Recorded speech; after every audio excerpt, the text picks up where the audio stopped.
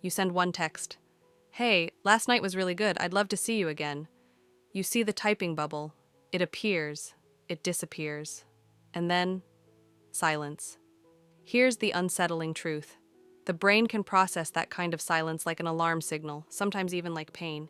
In research on social exclusion, responses often involve the dorsal anterior cingulate and the anterior insula, regions linked to distress and salience processing. But now flip the camera. For many people with a dismissive-avoidant attachment pattern, closeness can also register as threat.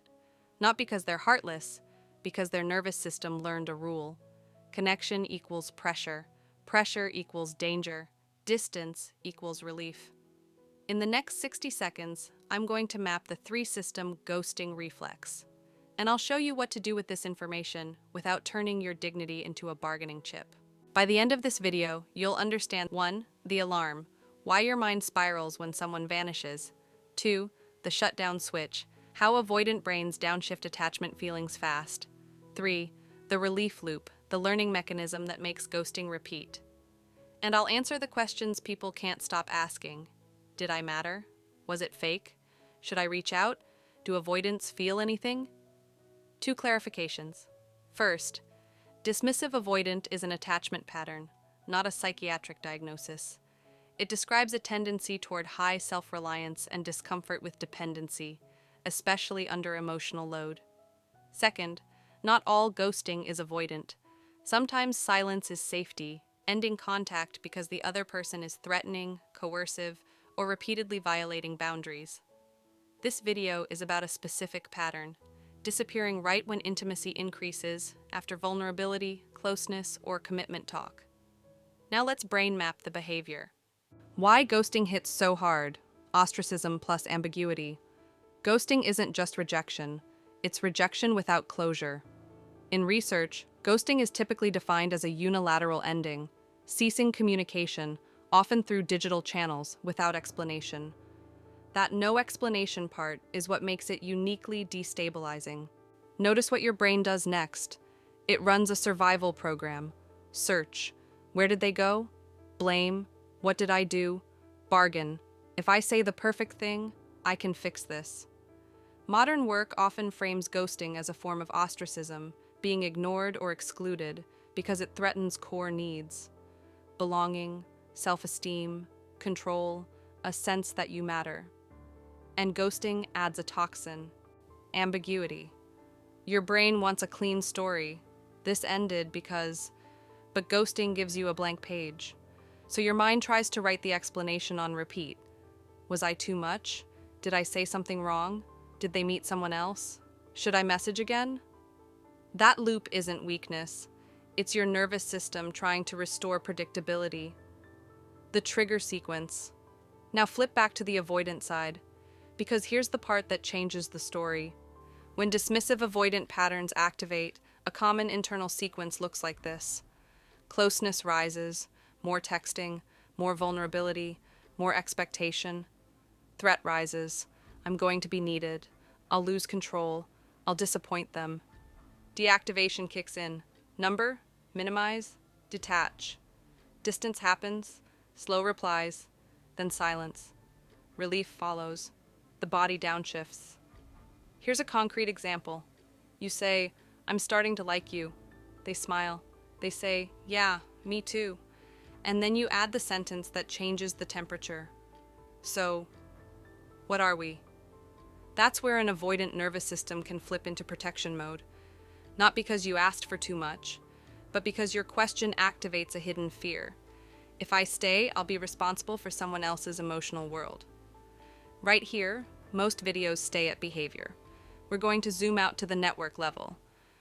The network level view, why brain mapping matters. Neuropsychiatry isn't about one ghosting spot in the brain. It's about network switching states. Think of 3 large-scale systems working together. 1. The salience network. It detects what feels urgent: threat, pressure, emotional intensity. It also helps produce that internal signal. This matters. Pay attention. 2. The default mode network. It builds the story of me, you, and what this relationship means, especially when you're alone. predicting, replaying, and filling in blanks. 3. Executive control networks. They direct attention and regulate emotion. What to amplify, what to suppress, what to avoid. Here's the key. The salient system helps switch between inward self-story and outward control. So when intimacy rises, an avoidant nervous system may tag closeness as urgent fast. Salience spikes, the self-story darkens. I'm trapped. I can't meet expectations. I'll be consumed. Then executive control steps in with a familiar command. Shut it down. There's also emerging evidence that insecure attachment relates to altered resting state connectivity between default mode and salience network regions, suggesting differences in how self-story and urgency signals interact. That does not diagnose anyone, but it supports the idea that for some people, relational cues can route through threat and control more quickly than comfort. Under those networks are chemistry systems that shape bonding and soothing. Oxytocin and vasopressin, affiliation and social salience. Dopamine, motivation and learning what to pursue. Endogenous opioids, social comfort and buffering. These systems don't force anyone to ghost. They help explain why closeness can feel either nourishing or overwhelming, depending on what the brain learned to associate with connection. Now here's the paradox that confuses everyone. A dismissive-avoidant person can look cold and still be having a real internal reaction. On the ghosted side, your nervous system reads disappearance as urgent. On the avoidant side, suppression can reduce outward emotion quickly, even while the inner system is working hard to control it. So the calm exterior doesn't tell you the truth. It tells you the strategy. And the strategy is often distance. Now we can map the three systems clearly. System 1, the alarm. When someone disappears, your brain doesn't experience it as no information. It experiences it as danger, uncertain social standing. Exclusion is detected quickly, and it can threaten fundamental needs almost immediately. That's why your body reacts. Tight chest, compulsive checking, replaying every sentence for clues. Your brain is trying to regain two things: control and meaning. The problem is that ghosting gives you neither, so the mind tries to manufacture them. It invents reasons, it searches for evidence, it rewrites conversations. This is not you being needy, this is threat detection. Here's the critical transition. When you feel that alarm, your instinct is to send the "can we talk" message again. But for an avoidant nervous system, that message can feel like a trap. In the next system, I'll show you why chasing tends to deepen the shutdown, and what a healthier move looks like. System 2, the shutdown switch. Avoidant attachment is associated with deactivating strategies, downplaying needs, inhibiting attachment thoughts, creating distance when closeness rises. In plain language, when connection starts to feel emotionally expensive, the avoidant brain reaches for control. What does that look like internally? Cognitive distancing. They're asking for too much. This is moving too fast. I'm not even that into them. Notice what that story does. It shrinks the bond, so the body can calm. Then attention shifts. Work, gym, errands, anything that reduces contact with emotion.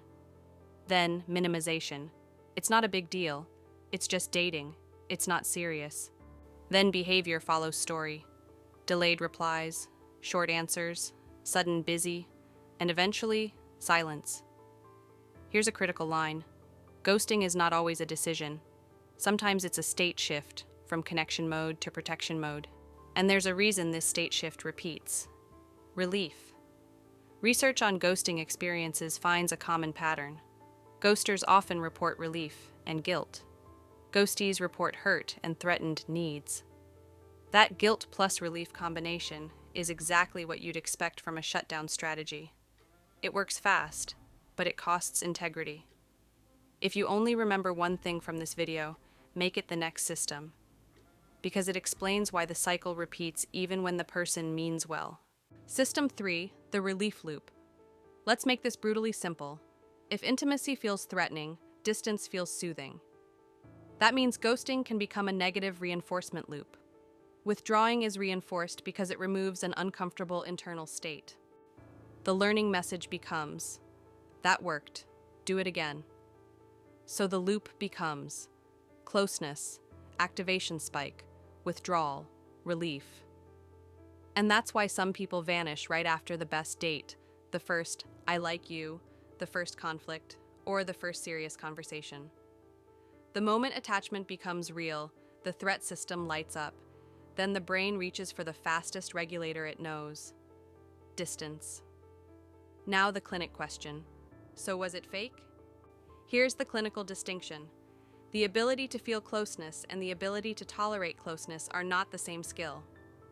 Someone can genuinely enjoy you and still panic at what enjoying you implies. Expectations, dependency, responsibility, the possibility of failing you. That doesn't excuse harm, but it explains whiplash. Now what to do? If you were ghosted, 1. Name it accurately.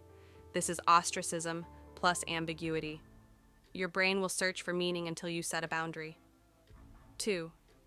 Send one clean message, optional, and then stop. "Hey, haven't heard back. If you're not interested, I understand. I'm going to step back. Take care." No accusation, no pleading, no essay. 3. Don't turn silence into a puzzle. Silence is data. If they come back, run the filter. What happened? What changed? What will you do differently next time? If the answer is vague, the pattern is still intact. If you recognize yourself as the one who disappears, catch the first 10 minutes of activation. That's where the pattern is still steerable. Replace ghosting with a micro exit. "I'm feeling overwhelmed. I need a day. I'll reply tomorrow." Then do the deeper work. If closeness reliably triggers threat, the goal isn't to force intimacy.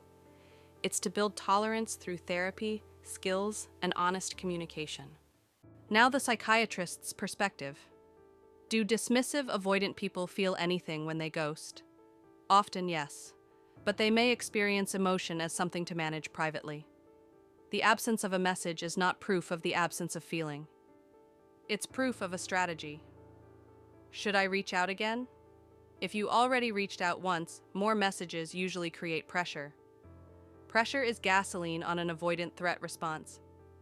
If they re-engage, you want it to be because they chose clarity, not because you negotiated your worth. Do they come back? Sometimes, when the alarm settles. But hear this clearly: a return is not a repair. Repair requires accountability, explanation, and changed behavior. Not just renewed contact. Why this matters? Digital life made disappearing easy, and the nervous system was not built for high intimacy plus low accountability exits. If we don't brain map this, we do one of two damaging things. We moralize it. They're a monster. Or we romanticize it. They're terrified, so I should wait. A psychiatrist's stance is steadier. Understand the mechanism. Hold the boundary. Protect your mental health. Compassion without boundaries becomes self-abandonment. Boundaries without compassion becomes bitterness. In summary, ghosting isn't just an ending. It's a nervous system choosing relief over relationship. Healing begins when clarity replaces silence. If this brain map helped you feel steadier, you'll want the next one. Because we're building a library of clarity for moments like this. If you feel comfortable, leave a comment. We learn best when we learn together. Sources and further reading are in the description. Thanks for watching. And as always, be kind to yourself. You are important too.